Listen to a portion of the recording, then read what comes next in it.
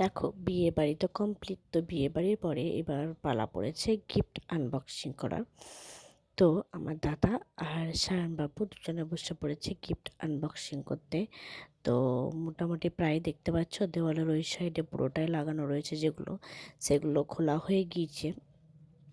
তো মোটামুটি অনেক কিছুই ভালো ভালো জিনিস পড়েছে। একটা কি সুন্দর সেট পড়েছে, কাপ ডিশের সেট, তার সঙ্গে একটা কেটল, চিনেমাটির কেটল, তারপরে দুটো ছোট ছোট মাগ টাইপের, আরও দুটো প্রেসার কুকার, মিক্সার গ্রাইন্ডার, সমস্ত মানে ডিনার সেট, প্রায় 5-6টা ডিনার সেট পড়েছে।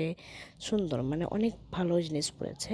তো এখনও যেগুলো বাকি আছে সেগুলো মানে দাদা আর সায়ন দুজনে খুলছে। কাঁসার থালা পড়েছে প্রায় 60-70খানা, কাঁসার থালা পড়েছে, বাটিও পড়েছে 10-15খানা, গ্লাসও পড়েছে, মানে অনেক কিছু পড়েছে। আবার মানে সোনার জিনিসও পড়েছে।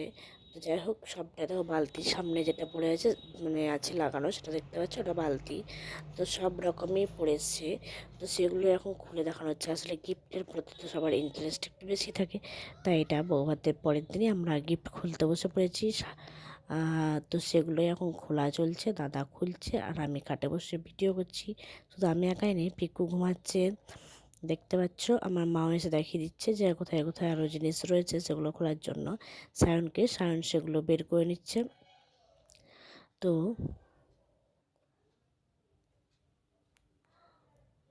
তাই এখন খোলা চলছে।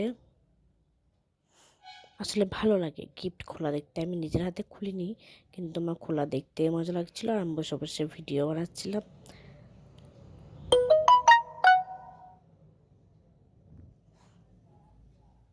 যাদেরকে নেমন্তন্ন করা হয়েছিল সবাই সবাই এসেছে, কেউ আসা না আসা হয়নি।